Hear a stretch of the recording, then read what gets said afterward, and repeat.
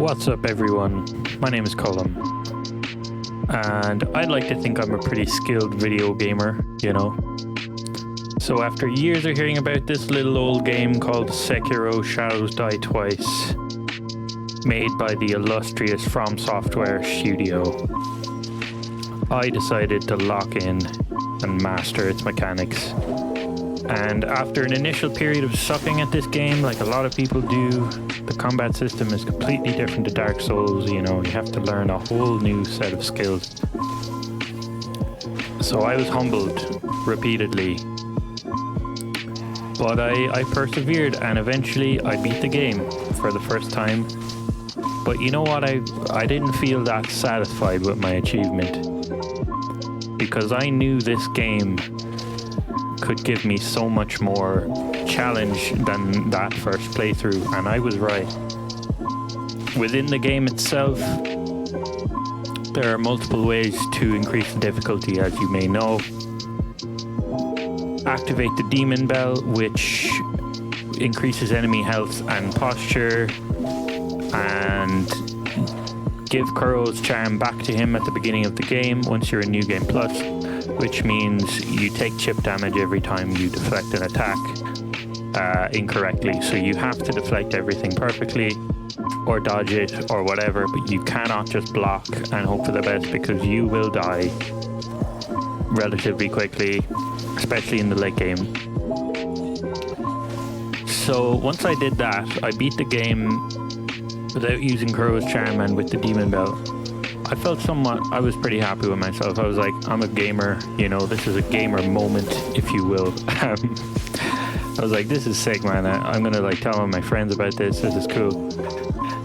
Then I was like, I'm still not done though. So next up, I decided to do all that again. So all the difficulty shit turned on, no Kuro's charm, demon bell on, and I can't upgrade my health bar. I was like, okay, this is seriously kind of, you know, this is like the coolest shit I've ever done in a video game. And I was like, I was pretty happy. I even beat it on my birthday, and I was popping off like crazy.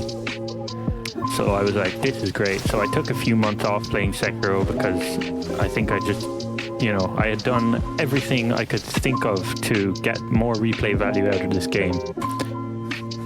And then about a week ago, I was just thinking about this. I was telling my friend what I had done and, you know, all the challenge runs I'd done, and he was like, you know, that's pretty cool. You should like show people what you're doing online. And I was like, you know what, I think I will.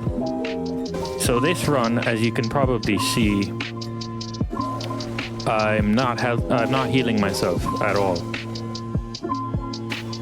So a quick rundown on the rules. So number one, obviously no healing gourd. The base, you know, item you get that you can heal yourself with. Of course, I'm not going to be using that. But there's multiple ways to heal in this game, so I have to create a very specific set of rules. So the next rule is obviously no healing items of any description. So no pellets, no divine grass, no rice.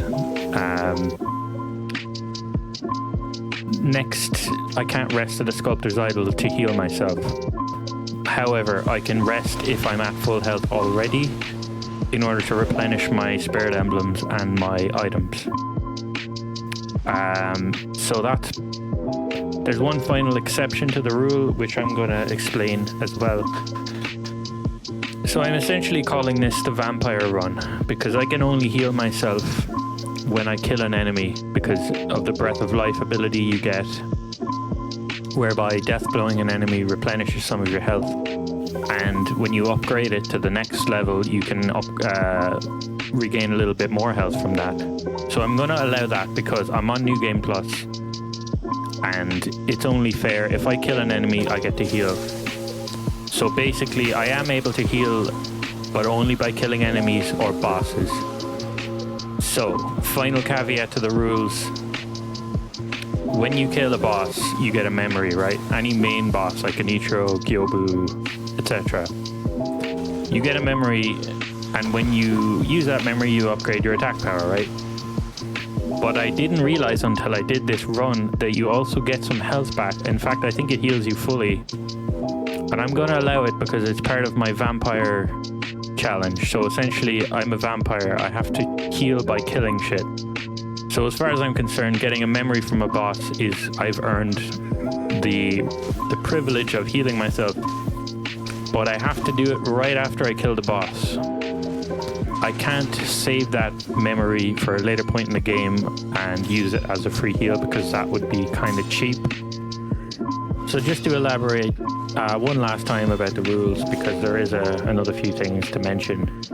I'm on New Game Plus 5, I think, which means several things. It means I've had the opportunity to collect a lot of items. I've upgraded everything. I've already platinumed this game, so I literally have everything unlocked and upgraded, which includes all the spirit balls. So, you know, the buffs you can use by spending some spirit emblems.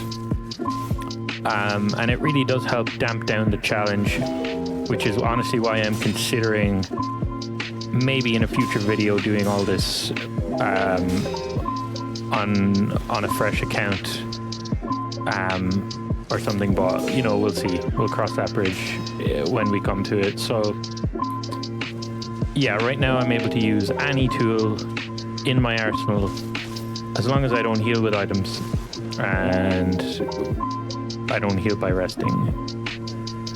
So Gyobu, pretty easy for the most part, especially when you have Divine Confetti and Akko's Sugar.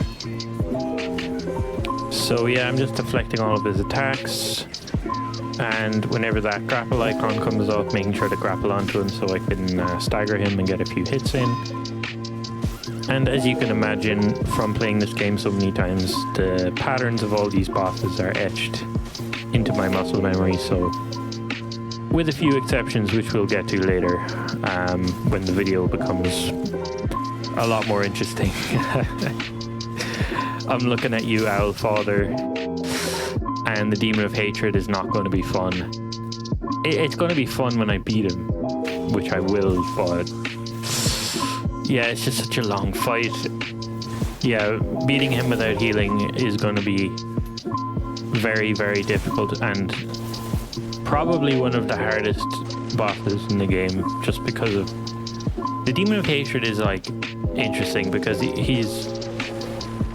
I mean, like any boss, when you learn his patterns, it's pretty free, as long as you're really, really patient, because it takes so fucking long. But the problem is, like, my strategy for him on my first playthrough was just run around constantly if I'm far away from him, so that, you know, I can dodge all of his fire attacks and I don't run in while he's throwing fire at me, so I don't get caught by that. And like, it was basically just a fucking running simulator, because if I was up close to him, I'd hit him from behind, right, and I'd just like stay underneath him like you would in Dark Souls, kind of. But then when I was far away, I had to like make sure I wasn't gonna get caught with the fire, and it was just a marathon, man. But it can be done. It can be done. So yeah, I'm just talking about late game bosses because the Blazing Bull is... What can I really say about him? So yeah, I did beat the bull first try, which is not exactly an amazing achievement, but I was just relieved because he's just an annoying roadblock to like Genichiro and the rest of the game, basically. But there are a few things you can do, like right here, I throw firecrackers and I use Spiral Cloud Passage just to like get loads of free damage, and then it's just back to running around and dodging all this shit and being behind him. It's kind of like zombies, you know, when you learn how to manipulate an AI's movement, you can play quite safely. So right here I just kill him and I'm like, thank God I can move on to another fucking boss that's more interesting. It's funny because in every single mod I've ever seen of this game, like Little Aggie is a well-known Sekiro speedrunner who plays a lot of mods. You'd play like a mod that made the game like insanely difficult. All the bosses are like, you know, have more health bars and shit. And then there's just the Blazing Bull has been like nerfed to absolute shit. And it's just a funny like little tradition that the Sekiro modders do, where it's like, yeah, we're going to make this game incredibly frustrating and hard and everything, but we're going to make the bull like a pushover because nobody likes the bull. And there's only like, this is my favorite game of all time, so there's only a few things about this game I don't like, and even those things I can kind of forgive. Like, just off the top of my head, the duo ape fight, which can be skipped, to be fair, so, but I'm not going to skip it because I have to fight all bosses on this run. Blazing Bull, to an extent, is like, whatever, he's fine. He's just kind of annoying. Other than that, like, yeah, the headless enemies are kind of annoying. Like, you know,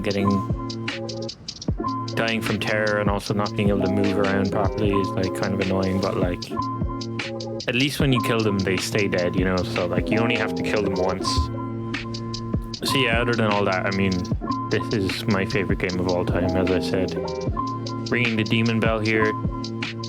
And you should remember to ring the notification bell for updates on all my future videos, of which there will be several, at least until the end of this run. So this is part 1.